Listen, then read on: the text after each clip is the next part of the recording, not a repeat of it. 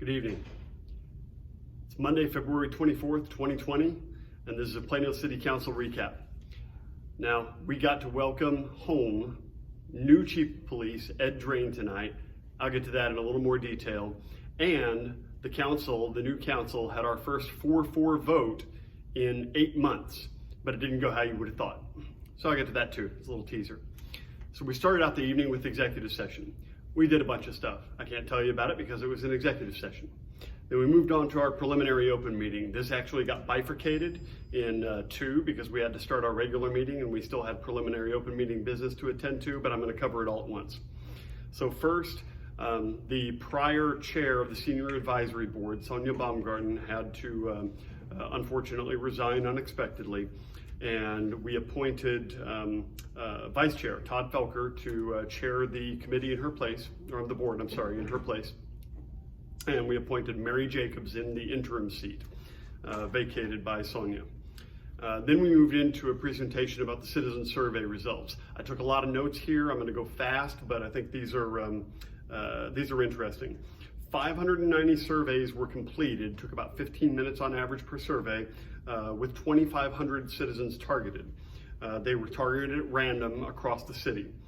95% reported that they are satisfied with city services. This is 47% higher than the national average. So well done, Plano staff.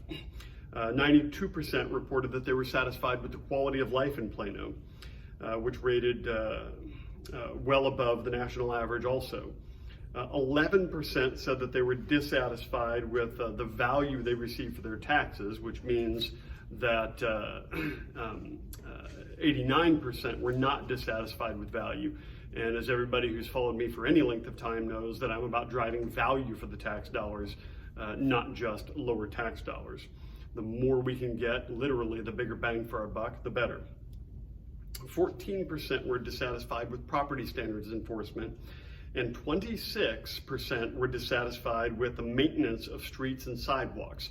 And that level of dissatisfaction has been rising year over year for the past couple of years. So you've heard me speak a little bit about the bond election we're going to have next year. It is anticipated that we will have $350 million on the bond referendum. I am willing to bet you that infrastructure, streets, and sidewalks takes top of the ticket. There was much greater satisfaction across the board for pretty much everything than the Texas and U.S. averages, except for traffic signals and road congestion. It's something we're all feeling. We hear you. And obviously the maintenance of our streets and sidewalks is going to be our number one priority. 76% of respondents said they would rather keep their current tax level. This was framed as tax rate, but I'll get into that later in a later video. They would rather keep their tax rate and not cut services, versus 20% who said they would rather lower their taxes and cut services. So that's worth exploring all on its own another time. Then we had the report presentation on the annual chlorine burn, the chlorine water maintenance that is going to occur March 2nd to March 30th. It's coming right up. So what this is for this period of time, about a month every year, they do not change the chlorine level in the water. The amount of chlorine stays the same. But ordinarily, 11 months out of the year, they mix chlorine and ammonia, which creates chloramines, which is the disinfectant that is secondary to the ozonation that occurs at the water plant. We have the largest ozonating plant in the country, but the chloramines, which disinfect the water as a secondary stage of infection, for a month out of the year, in March basically, we remove the ammonia from the equation, so it is just chlorine. The chlorine level itself stays the same, but because it is not reacting with the ammonia, then that creates the much more noticeable chlorine taste, feel, etc., that you're going to notice for a month. Now, we are working toward eliminating that distinct noticeability in every month, in 1 month out of every year. And the North Texas Municipal Water District is actively working to implement biologically active filtration, biofiltration, and They are bringing one plant online this year, and they've engaged a firm to help them plan the timeline for the rest of it. So biologically active filtration, it's kind of like probiotics for your water supply. It actively works to keep up the water health without the need to take on such a noticeable measure every spring. It is done in the spring because it cleans out just the pure chlorine, dramatically minimizes the amount of biological activity in the water, negative, harmful biological activity, to a minimum amount. And that's done at this time of year in March, in the spring, in advance of the summer, because when it starts heating up, then all those bioorganisms are going to run amok in our water supply, which is something we don't really want. So currently they do this process with the chlorine burn in order to get rid of as much as possible of the biological organisms in the water in advance of summer. But with the biofiltration that is being implemented, then this should become a thing of the past. We'll have to wait and see how far in the past, depending on the timeline, to roll this out across the entire North Texas Municipal Water District. So a couple of tips for those with sensitivities to chlorine. It's advised to refrigerate water overnight. Also, you can add citrus to water, whether that's bath water or drinking water. You can look on the North Texas Municipal Water District's website. I believe that's ntmwd.org for a complete list of proactive measures that you can take, as well as some reactive measures. Now, that's where we broke. We came back later and heard the Media Relations Departmental Report. And we also heard from HR and Risk Management, the departmental report, and we reviewed how numerous employees try to contribute toward making Plano a better place, as we saw the results reflected in the citizen survey previously. And we learned that the turnover rate among city staff is 6.79%, not including retirement. That is a tremendously low number, so a lot of people who work for the city of Plano want to stay with the city of Plano, and many do until retirement, which, by the way, that only bumps up to 7.5%, including retirement. Then we had a presentation on short-term rentals.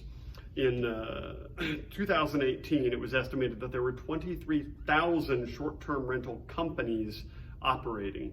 That's an astounding number for something which has gained steam only in recent history. Now, the Texas Supreme Court, there are a lot of publicized issues associated with short-term rentals. However, the Texas Supreme Court has rejected arguments that short-term rentals are considered commercial, and they treat them as residential, and therefore there are very limited options as to what can be done in the state of Texas to regulate or curtail short-term rentals. However, in reality, short-term rentals themselves aren't the problem. It's on occasion people who are using short-term rentals as a mechanism to create public nuisance. However, we already have public nuisance ordinances and statutes on the books. All we need to do is enforce them. So we are discussing ways in which we can make sure that the existing ordinances are enforced and laws are enforced. So because the overwhelming majority of people who utilize short-term rentals, they do so to the point where nobody notices. There are a few problem properties that are repeat offenders, if you will, and we're looking at what separates those in terms of their rental practices from the ones that have no problems. Then we opened the regular meeting. Proclamation was delivered to celebrate the centennial anniversary for the League of Women Voters, so congratulations. And then the highlight of the evening was that we got to welcome home our new chief of police, Ed Drain. Now, Ed spent his entire career in Plano on the police force until we loaned him out to Amarillo a few years ago, and they liked him so much they wanted to keep him. So Chief Drain spent the last 3 years as chief of the Amarillo PD, and as through a series of events that left us with a vacancy in the city of Plano as our police chief after Chief Greg Russian retired from chief of police and was promoted to deputy city manager, we welcomed Chief Drain back home today. He took his official oath of office, and we are so thrilled to have him back here. Now, one of the things that was mentioned at his reception today is that we looked at a lot of applicants across the country, a lot of people, and all signs kept pointing to Chief Drain. He was the best fit, and we are so thrilled to have you back, Chief Drain. We did pull item D from the consent agenda. This was an expenditure for new furniture for Parr Library. Now, the reason that I asked this to be pulled was because the description in the consent agenda was that the furniture had deteriorated beyond its useful life. Now, after additional explanation, what's happening with this expenditure is that for a long time, the city had a policy of replacing furniture a little bit at a time, like 10% a year, something like that. And over the course of a decade, you'd have a lot of mismatched furniture, maybe some furniture that wasn't quite up to date. And so a few years ago, the city staff undertook a policy to replace furniture wholesale, like a 12-year lifespan, and then replace everything so that you've got technologically current furniture and that it matches and provides a better experience at whichever library you're visiting. This has been done with a couple of libraries already. It's Parr's turn, and we'll be doing it with additional libraries in the coming years. But the idea is to renovate at least replace the furniture in a library all at once, which I did support. That passed. All the consent agenda items passed. It is worth noting that $2 million worth of expenditures went through tonight's consent agenda. They were passed because the money had to be spent, but that was a large ticket all at once. And you can find the breakdown of most of those expenditures on my City Council preview post from earlier today, or of course in the archives on the city website. Please Google Plano Council agendas and look for today's agenda. Now, the first item on the items for individual consideration was actually tabled. That was the new consideration for the JCPenney land redevelopment. So that got tabled. It is expected to come up again on March 17th. Then we moved into what turned out to be the longest meeting, or longest discussion of the night, an appeal for the denial of heritage tax exemptions. Now, in our heritage district in and around downtown Plano, there is a requirement that property owners maintain their historical properties. There is also a voluntary tax credit program so that depending on how you're applying, you can get a credit on your property taxes, which you put toward maintaining the property, because we want to maintain the character and the value of our historical district. Now, there were two properties that were appealing their denial. There were others that had been denied for one reason or another. There were two that were appealing their denial. One on 15th Street, based on, they had been part of this program previously. There were some repairs that were not affected in time. And then there was a property on 18th Street, which is a new applicant, and the application was submitted in December, the inspection made in January, on January 8th, and the property owner was then notified that they did not meet the criteria because of 3 items that did not have certificates of acceptance, or acceptability, I should say. But this all turned out too quickly. This all unfolded too quickly for the property owner to make things right. Now, he will be able to apply again next year after making the changes, but with both of these, a big opportunity for communication, improved communication, was revealed tonight in all of our discussions. We easily spent half an hour on just this topic, just this item. In the end, we voted to let the applicant on 18th Street, not give them an exemption, and let them work through these issues and apply again next year. But on the applicant on 15th Street, we got mired in a discussion about the ratings that determine whether or not a property is ineligible. And this is what resulted in the 4-4 split. and it is not the way anybody thought we would have gone. On the approved side was myself,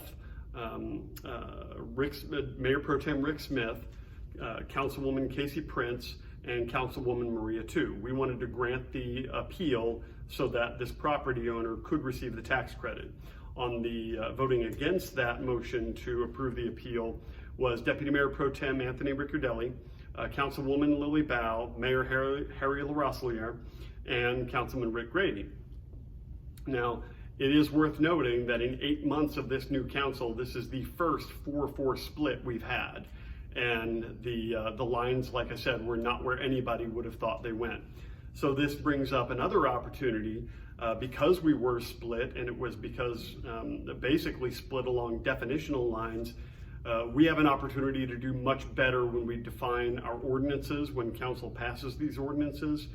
We got to make sure that things are clear. We can't foresee all circumstances, but we've really got to turn these over and try our best to foresee where we might have issues. The primary issue in this was how do you define element? These properties are scored or inspected, I should say, based on elements. And the definition for the condition of these elements is if more than 25% is in a certain state of repair, then it is considered in poor condition.